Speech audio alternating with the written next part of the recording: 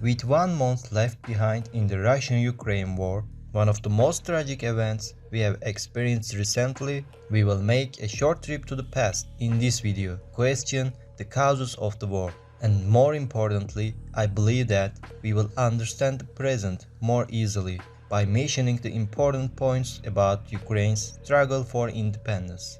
So, let's take a look. Is Ukraine really a country, or is it just a part of Russia, as Putin said?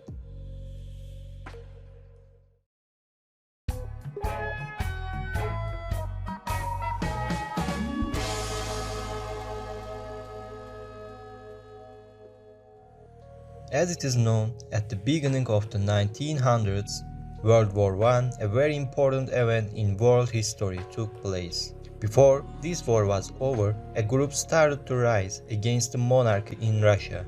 This group was called Bolsheviks, and they brought a pro-socialist management approach by making the October Revolution in the future.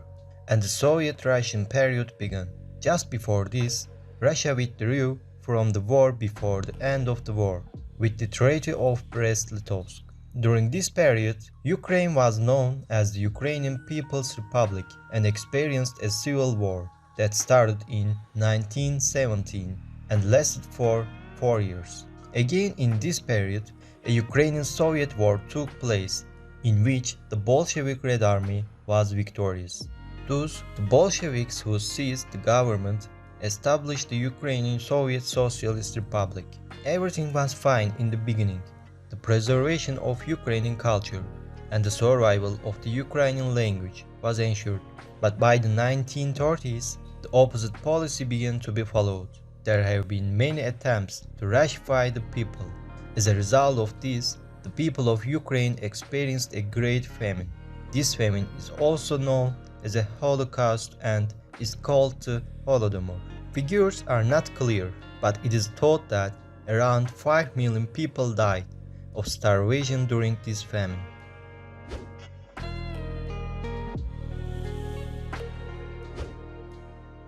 It was now the years of World War II. Germany's expansionist policy was one of the reasons for the outbreak of a new war that will involve the whole world and cause greater destruction. Ukraine, which had faced both civil and foreign wars until then, is now exposed to the occupation of Nazi Germany. Of course, the fact that it was in a very strategic place had a great impact on this, because one of the goals of Nazi Germany was to create a corridor stretching from Soviet Russia to Asia. In Ukraine, it was located here as a buffer zone. When this operation of Germany failed, Ukraine tried to get rid of the sovereignty of both Germany and Soviet Russia and declare its own independence.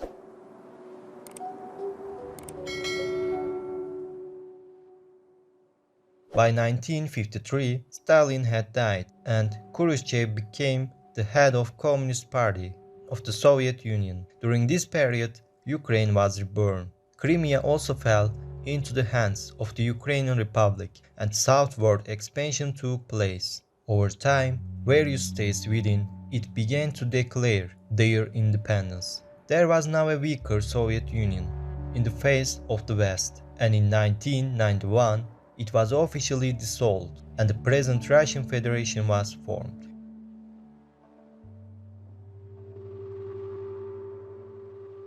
Ukraine was on the way to become a strong economy until the 2008 world economic crisis, but it started to decline due to the effect of the crisis and later recovered. In 2014, not so long ago, again before the eyes of the world, Russia annexed Crimea, which is a part of Ukraine, to its territory. The main reason for this situation was the pro-Russian leader Yanukovych's suspension of the association agreement with the European Union and the people rising up and overthrowing the government. Putin saw this as a threat to himself and realized the first stage of this grand plan as his Crimea. His plan was this: to revive Soviet Russia. For this reason, when we come to the present day, we can easily see the reasons behind Russia's invasion of Ukraine. Ukraine, which has a unique culture, language, and way of life for years, has been tried to be assimilated over time, has been tested with famine, and has been exposed to occupations more than once. Desiring to end an administration chosen by the majority of the people and aiming to live in peace with such an occupation is a majority blow to democracy and human rights. This is also a crime against humanity. What Putin is doing now has robbed millions of people from their homes, lives, and property. Moreover, an understanding that starts the war and wanted more each time by taking Crimea as an indication that it will not be limited to Ukraine alone. The Ukrainian people and army are showing great resistance these days and are trying to fight for independence. This is admirable. When we look at the short history of the world, we can see that the same things are repeated over and over.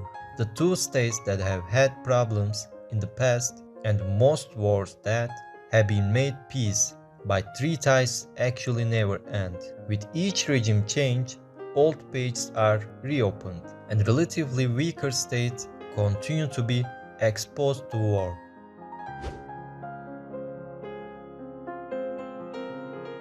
Finally, the following words of Mustafa Kemal Atatürk are things that need to be thought about and applied. We cannot know that an event that we think is the most distant will not touch us one day. For this, it is necessary to count all human beings as one body and a nation as its organs. All other organs are affected by the pain at the tip of the finger of a body.